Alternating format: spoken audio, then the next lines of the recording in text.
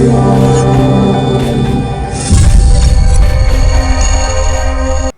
I'm Dr. Mark Kovacs. I'm excited to be presenting Optimizing the Tennis Serve, Understanding the 8-Stage Model.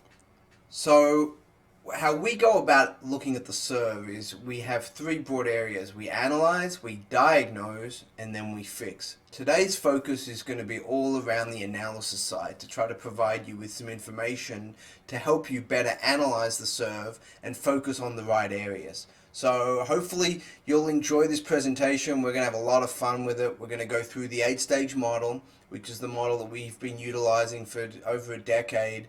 There's some really good research behind it as well, which I'll try to provide some resources for you as well that can help you as you study to better understand the serve, what is true fundamentals versus style. In a lot of my presentations, I like to start by thanking my mentors, thanking the folks that have provided me with guidance over many years. I've been doing this nearly 20 years now, and along the way I've come across some great players, some great researchers, some great coaches that have all provided insights into my understanding of the game, not only on the serve, but strokes in general, biomechanics, physical training, strength and conditioning, recovery, the whole gamut of how do we make better tennis players at the highest levels of the game. So a lot of this information today is from our Tennis Serve Specialist certification. This is the certification that we provide through our institute. It's really high level, lots of hours, over about 100 hours of content is provided in different forms, from research studies to infographics to webinars to the whole surf checklist and curriculums and things like that. So today I want to share, the real take-homes, some big picture areas that'll help you better understand the surf. So to start with, if you were to answer this question, what is the number one reason for so many poor serves around the world, male or female? What would your answer be? I'd like you to write that down or just remember it in your head. I'll give you, based on some analysis that we've done, this has usually been right at the top of the list, the number one reason. And the simple phrase is, push your front hip out into the court. That's one of the biggest miscues or coaching phrases that is misutilized. Not saying that this is not an objective of a great serve, and we'll explain why, but this should not be the coaching cue. This is a result, it's not the cause.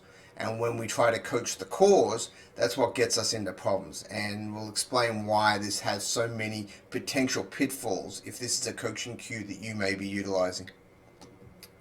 So here's, for example, two players that do this excessively, and as a result, limit one, consistency of the serve, which is a performance metric.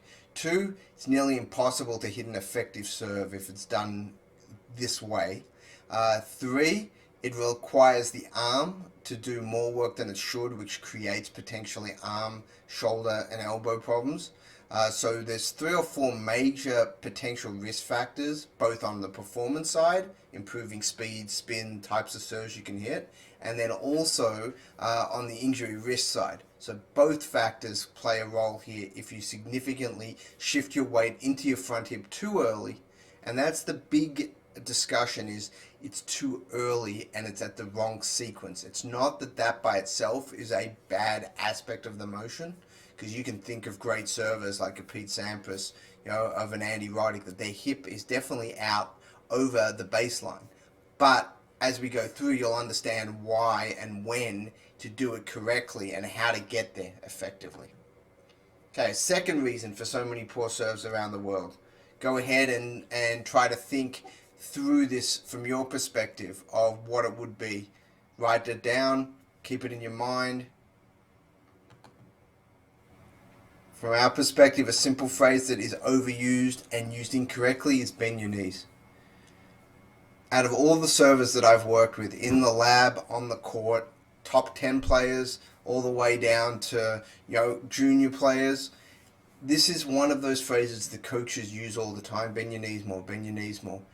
Hardly ever is a player not bent their knees enough, meaning that we see way more often players overbend or bend their knees too much, meaning that they go too low in the knee bend and they get stuck at the bottom and they don't come out of the bottom effectively, either due to lack of strength or just poor technique, and they dissipate energy or lose energy at the bottom.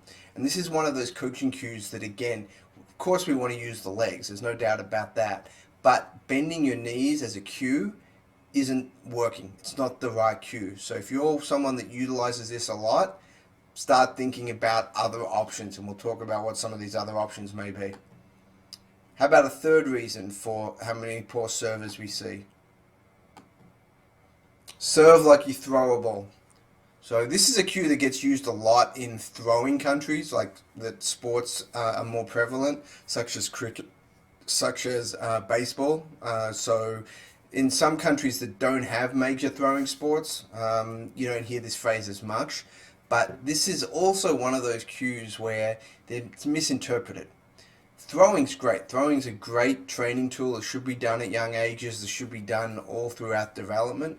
But serving is not like throwing a ball. There are components that have similarities, but the general motion of throwing, especially line drive or throwing straight, doesn't mimic the service motion from a loading mechanic standpoint, where the body goes, where the body stores energy, and how it releases. So be careful if you're utilizing this term, because you actually may be mistraining your athletes. And we see this a lot with athletes that are saying, well, I throw a lot, but they also open up a lot. And this is usually a result of poor throwing mechanics. So areas to consider as we go through here. Difference between style and fundamentals. And it's a huge aspect of what we see is make sure you coach fundamentals, don't overemphasize style. Use science and data to make you a better coach. Don't just use opinion or what feels good. Too many times people will randomly change someone from a pinpoint to a platform or a foot up to a foot back. That's not a good way to coach, just randomly try stuff. Have a purpose, have a reason, understand what the data is telling us as to why you may make a decision. Ground up, working from the ground all the way through the kinetic chain is vital. Cause and effect. Everything we do, we try to focus on the cause of the serve, not the outcome or the effect. Too many times we focus on the wrong area.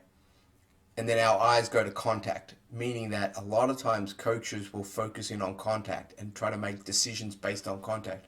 Hey, they're collapsing at contact. Hey, their head's not up at contact. Hey, their contact point's too far behind them or too far out in front. And then they try to correct that at contact. That's not the fault. The fault isn't contact. Contact is a result, so we have to go back in the motion. And as we go through the 8 stages, we know that stage 2 and stage 3 are the 2 most important stages. And stage 4 becomes vital to make sure that the transition happens. So if you get stage 2, 3, and 4 done right, you have a good serve. There's no doubt about it. It's really hard to screw it up if you get stages 2 through 4 done correctly. Yet contact is stage 6. So too many people are already at stage 6 trying to fix things when the problems are happening at 2, 3, and 4. So here's a bunch of the research that we've done on it. We've also reviewed and studied every tennis published research ever done. We have a large database at our institute with every serve study ever published, and we keep maintaining that. And then we also produce infographics on these, so coach speak that is in the tennis serve specialist program, and it just allows coaches to get sometimes pretty complex information in a one-page summary. It's a really, really good resource. But again, a lot of this information has come from that resource. So again, if you go to our institute, you can learn more about the TSS program, the Tennis Serve Specialist program. One thing that we have to understand is it's never one fix. It's never just one movement that's going to make all the difference. We know that the serve has multiple components to it. It's a complicated stroke. That's why so many people struggle with it to do right. But it's also very controllable because as a player, you have complete control over it. And as a coach, you can definitely make technical adjustments, but you also have to understand, is it technical or is it physical that's limiting your player? And you have to make some physical adjustments. And we have a whole screening process that we go through to make sure that the athlete physically can get into the positions that we want them to, and they're not adjusting their movements because of their physical limitations. So again, today we're going to analyze the serve, focus on the components that matter, discuss briefly style and substance, and then provide you with a little bit of a mini checklist. So the 8-stage model here is what we're talking about. And if you've never seen any information from us, we've been sharing this for nearly a decade now, and a lot of people are utilizing this because we know that every server goes through these 8 stages, but not every server goes through these 8 stages correctly. So what we try to do is we try to analyze and understand the mechanics along these stages. Where are they loading? Where are they pushing? Where's their stored energy? How are they releasing the energy? Where are the body positions? And again, we're making sure that all athletes get into these positions at the right time with the right energy transfer and making corrections where needed, whether it's physical or technical. So there's 3 phases and 8 stages to the serve. We have the prep phase, the acceleration phase, and the follow through. So those are the 3 broad phases. The 8 stages have very defined cut points, meaning that there's an exact point in time where one stage starts and one stage stops.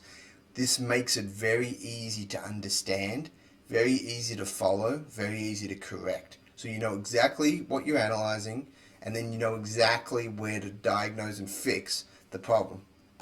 Without having these 8 stages clearly defined, you don't exactly know where to start and where to finish. So as you can see here, these are the 8 stages, and every player goes through these 8 stages, but they hit certain markers along the way quite differently. So here's a back view you can sort of see here, and although you may have pinpoint or platform serves, although you may have high or low ball tosses, you're still going to get in these 8 stages. It's just they're going to be slightly different based on kick serve versus flat serve, but there's more similarities than differences even between first and second. So the biggest things we want to understand is where are we at stage 2 through 4. That's release, loading, and cocking. Those are the 3 really, really important stages to make sure that we optimize mechanics from a performance standpoint, but also from an injury prevention standpoint. Here we see, again, just going through so people get a visual of what these 8 stages are, and then we'll talk through them individually. So as you can see, all very different servers, males, females, but they all get into these 8 stages efficiently. And again, everyone we're using here is pretty good examples of really good servers. They may have slight stylistic differences, obviously, but they all get into these same positions effectively. And that's what we're concerned about. So here's stage 1. This is all style. How does a player start? Many coaches have preferred tendencies that they like. They like a certain foot position, toe pointing to the net, toe pointing along the baseline, where their hands are, where their eyes are. That's all great. Coach that however you want because it's style. Because we've seen throughout history, players start with all sorts of different stances and have had successful serves. Release. This is really, really important, obviously. This is ball toss. There's a few things that we know when we analyzed the top 100 best servers of all time based on stats, aces, service percentage, things like that. We were looking at where did the ball come out of the hand. So what we did was we were trying to analyze these servers and determine what were their similarities. What did each of these great servers do that was consistent?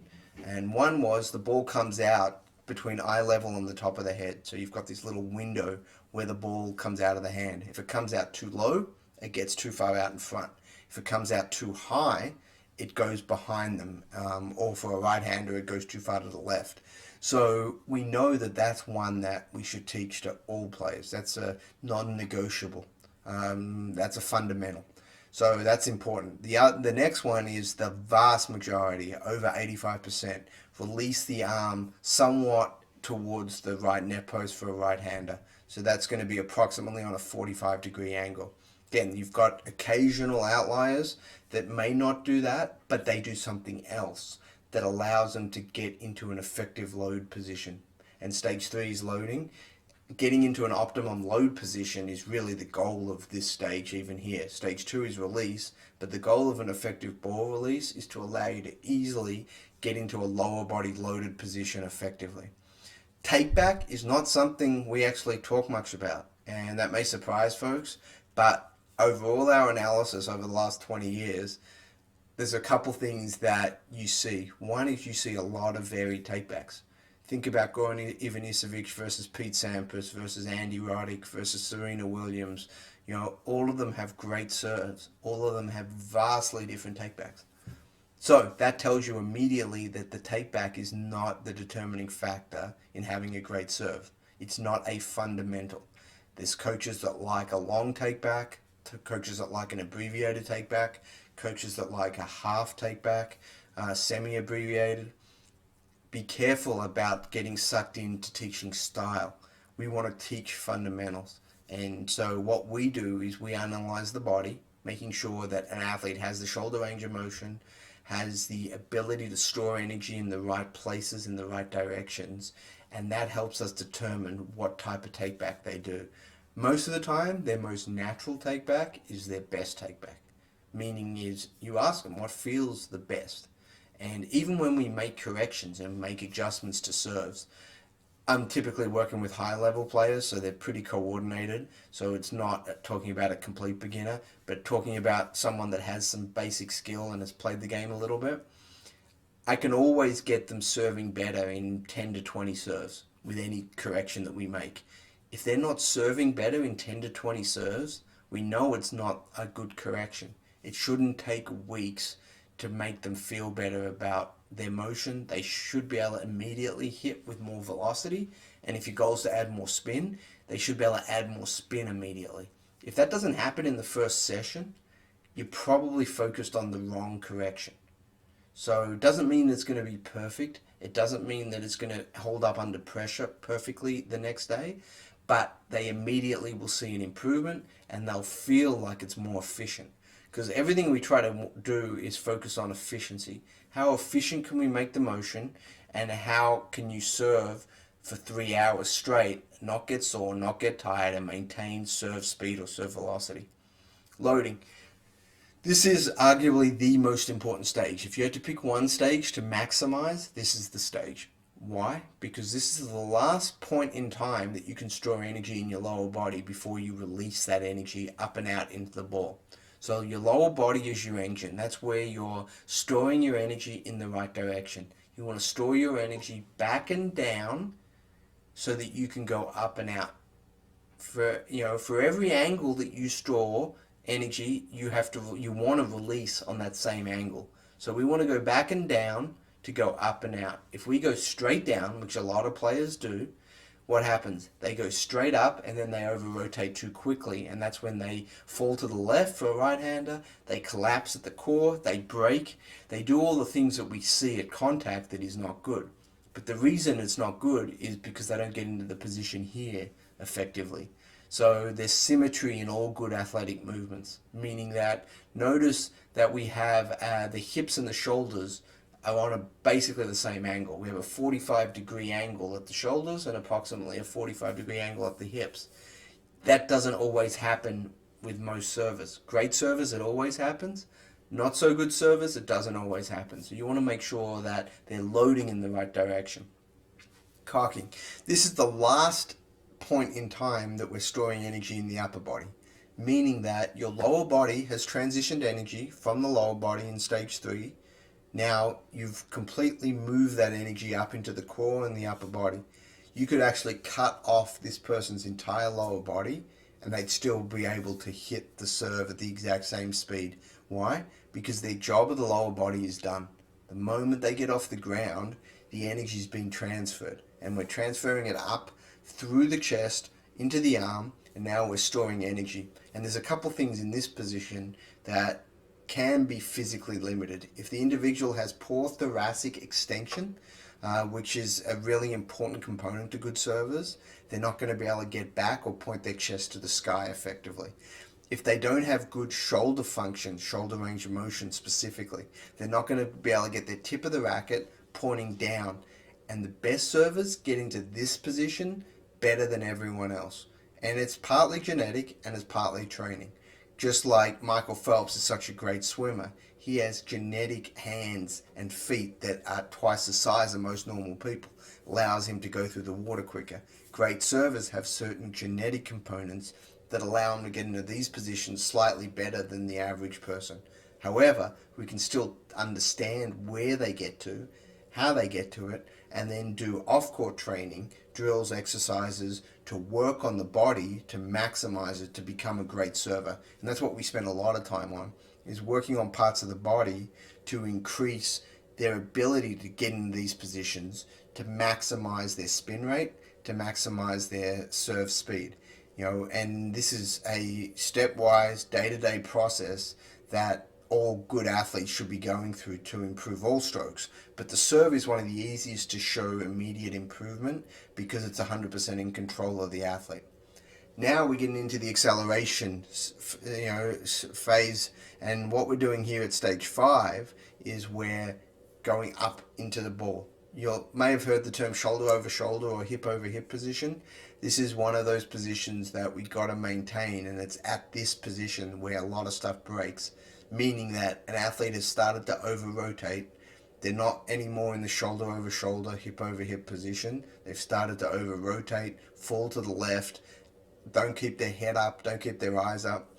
And you may tell them all the time, keep your head up, stay tall, don't collapse. All those coaching cues that are not incorrect, but they're too late. Meaning you're trying to fix a problem that wasn't because of this stage. The problem happened 1 or 2 stages earlier. You have to go back and fix that issue. And the main issue is they haven't loaded correctly in the lower body. So they've come out of their lower body load ineffectively. They've gone straight up, and as a result, they've over-rotated, and then they fall to the left and they start collapsing. To simplify the problem, that's usually what we see with a lot of the players, even at the highest levels, top 20, top 30 players in the world that don't serve that well, do some of these issues. They are so great at everything else that they make up for it, and they still make a lot of money playing tennis, but their serve is what's holding them back from being a top 10 player. And that's something that we see over and over again. So here we are at contact. So this is where a lot of people focus their time and energy, which is understandable. This is where our eyes go. We all look at contact and we say, hey, it worked or it didn't. But that's not where the fix is. The fix has to happen earlier in the motion. It has to happen in stage 2, stage 3, stage 4. That's where you're going to make your biggest benefit, and you're going to end up with a really good stage 6 contact position. And a couple big things here. Notice the left elbow. The left elbow is in by the belly button or in by that left hip. That's kind of a really important position because that means the athlete stayed shoulder over shoulder as long as possible. Too many times you'll see Andy Roddick in this example is a great person because he finished with his left arm all the way behind him. And I'll take you a couple more. Look at his left arm here. These are what most people see when they think of Andy Roddick and how he finished. But this was because of how quick he came through and how explosive an athlete he was with his service motion. So this was great, but this was just him trying to balance and not fall over. This again goes back to symmetry. Notice the symmetry in everything here. Very, very balanced at the finish. But at this position, which is contact, notice how that left elbow is in with the belly button into the left hip.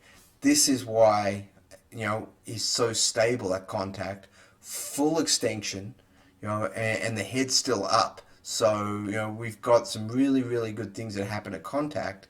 But again, the reason it happened at contact is because of what happened stage 3, great load, loading back and down. Stage 4, storing the energy in the upper body effectively and staying tall all the way through. Stage 5, accelerating in the right direction with the body side on. Stage 6, contact is what we want. Stage 7, and this is when you hear people say live arm. Most of the time you can tell if a junior is going to have a live arm at a really young age and how well they do this position. Meaning that they have this long axis rotation, what the literature says. It's a combination of internal shoulder rotation and forearm pronation. Forearm pronation and pronation is the term a lot of coaches have used for 20 years. It's not incorrect, but it's secondary, meaning that it's after internal shoulder rotation occurs. And you want to understand that this entire long axis or your arm is happening so quickly that you want to make sure that you're working on this. And one of the signs that this is happening effectively is the string side of the racket that makes contact with the ball points to the right side fence for a right-hander after contact. In other throwing sports, in baseball for example, they talk about thumb down position. So you're in this position here and you've got the thumb down. So it starts here, you come through, and then the thumb is down. That's the same position here that we see in the serve. And this is really, really important to have that position. However, you don't want to train that or coach that or force the athlete into that position and say stop in this position. That's a good way to cause an injury. The athlete will naturally get into that position if they're in the right situations beforehand. So don't overcoach this stage, please. This is a result. This is not the cause. And then the last one, which a lot of people way overcoach, is the finish. Just think about where the ball is right now. The ball is at the net or it's even past the net at this point. Yet a lot of people over-focus the finish. They say, hey, kick your back leg up like this. Make sure that you're hold the finish. All of those type of things are for balance, but they're after the fact. If you serve well and you do the previous stages correctly, your finish is always going to be good.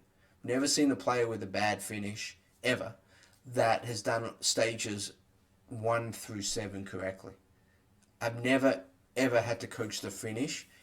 Always coach the previous stages and the finish will be correct because it's a result. The result is going to be good if your stages previously are done correctly. So hopefully this gives you a quick analysis of the 8 stages. When we go through the TSS, we go through this in multiple hours, about 5 hours of content that breaks this down individually, stage by stage, so we know how to analyze effectively all the different things that we typically see, and then all the corrections as well. So as you can see here, this is a serve in a lot of different frames, and you see all these same components here that we just talked about in the 8 stages. You can break it down, into 100. We do 120 frames sometimes, 250 frames. We've used 1,000 frame per second camera, which is crazy. You see every minuscule movement in 1,000 frames per second. It's way overkill, but it's interesting to see it. As you can see here, these are the 8 stages again.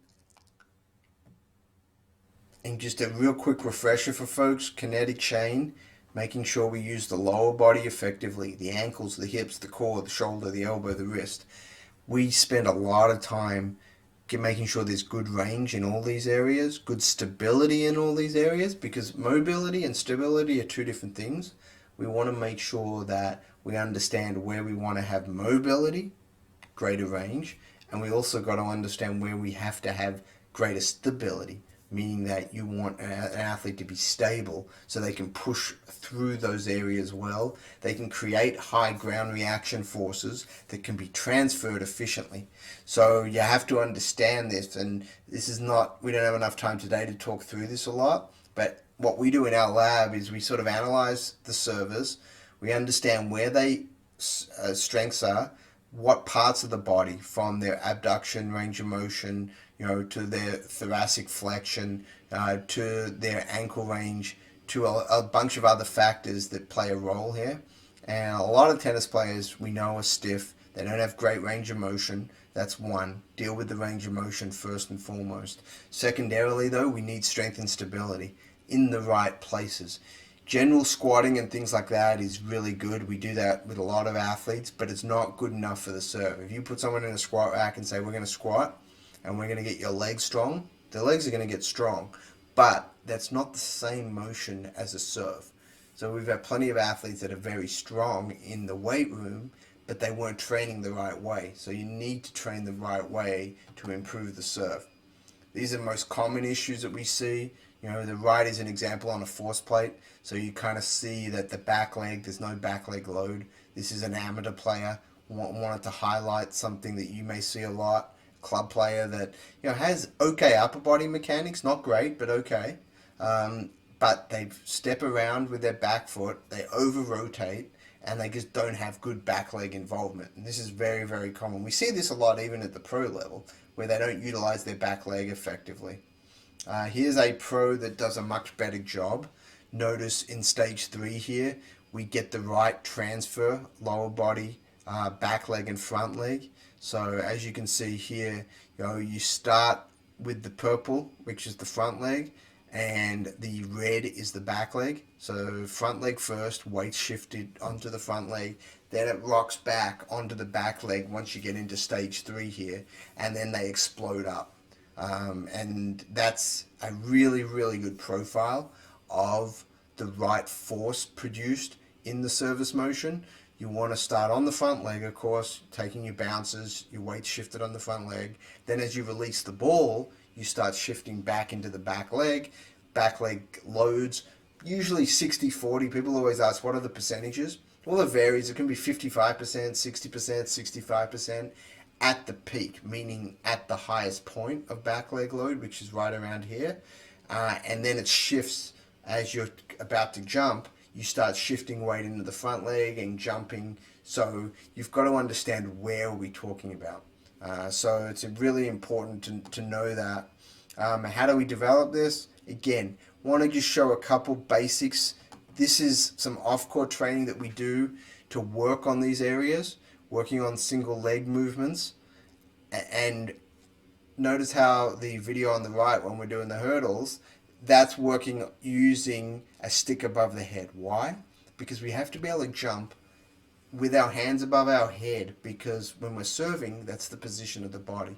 Too many people will jump with their hands by their sides. That's easier, there's no doubt about that, but it's not simulating the center of mass that we would need when we're serving. So progression on the left is pretty straightforward. It's just a jump and turn, trying to make sure that the athlete understands rotation with a bit of resistance. And then the level 4 drill that we do is that single leg lateral hop with the hands above the head. So again, they're not 100% looking like a serve, but they're working on components that directly impact the service motion. So it's really, really important to train the right way. So here, if you go to kovacsacademy.com, go onto our blog. It's all free there, the blog stuff. Put in back leg serving, and there's going to be a lot of drills that you can take a look at on some back leg serving drills that we implement. This is one example. This is the low squat back leg serve, where you're working on making sure that you get that lower body load. You understand how to engage the glutes, you understand how to load into the back leg effectively, and then come out of it. And this is one of the best training drills you can do to get a lot of players to understand the importance of the back leg. When we do this drill with nearly all our players, they actually serve harder off one leg than off two, especially the players that are coming in because they're like, hey, I just don't have enough pop on my serve, or their mechanics are off a little bit.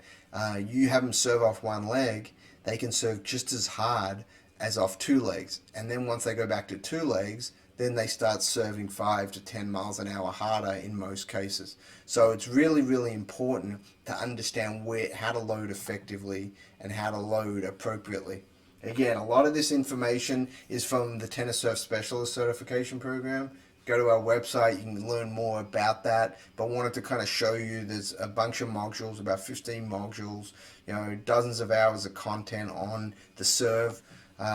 We have a very in-depth serve checklist that we go through. Everyone should have some type of serve checklist that you use. This is ours. We go through our 8 stages. We have a few things at each stage that we look for, whether they do it right or whether they do it wrong, what areas to work on. Just like putting together a plan, we got to make sure we know what we're working on, know where the strengths are, know where the opportunities for improvement are, and then put together the plan. So for stage 1, for example, if they don't have the right foot position or they have an incorrect grip, we got to 1, analyze it, make sure we understand it, and then 2, put in a plan to correct it. Stage 2, for example, they may be releasing straight on, they may be releasing too far to the right, they may have a bent arm release, they may release too low from their hands. Whatever it is, you have to 1, see it, document it, and then correct it and make sure that in a week it's corrected. You don't want to let this go. One of the things, unfortunately, we see too long is, some people, I work with a lot of coaches that'll bring an athlete in, we'll analyze them, we'll do the whole scan of them, provide the full exercises to work on, and then, they'll come back 3 months later and a lot of stuff has been fixed, which is the goal. Every now and then, a coach will call about a month later and say, "Yeah, someone got involved, whether it was a parent, another coach, something, and they stopped doing a lot of this stuff, and they went back to their old motion because it felt better." And that happens sometimes, very rarely, but it does happen. And I always ask the question: is it felt better because there must have been a cue or something that was done that didn't give immediate positive feedback? And that's usually because you made the adjustment the wrong way, or you didn't make the adjustment. And that's something that we need to work on. We want to give positive feedback, positive improvement. Stage 3 is loading. Again here, this is one where we spend a lot of time on. You can see on the left is the positive check marks. There are all efficient loading. On the right, we've got all inefficient loading. And you've got to understand the difference between those. So again, want to just finish up. I want to thank the organizers for putting on this event. Very honored to be asked to present. Look forward to keeping in touch with folks. I think just go to our institute, kovacsinstitute.com, or go, if you're a physical training and you want to get more information on that, go to itpa-tennis.org. If you go to this link here, we've got a 15% discount code right now going on for anyone participating in the conference. Again, want to thank you all. Look forward to keeping in touch and talking tennis.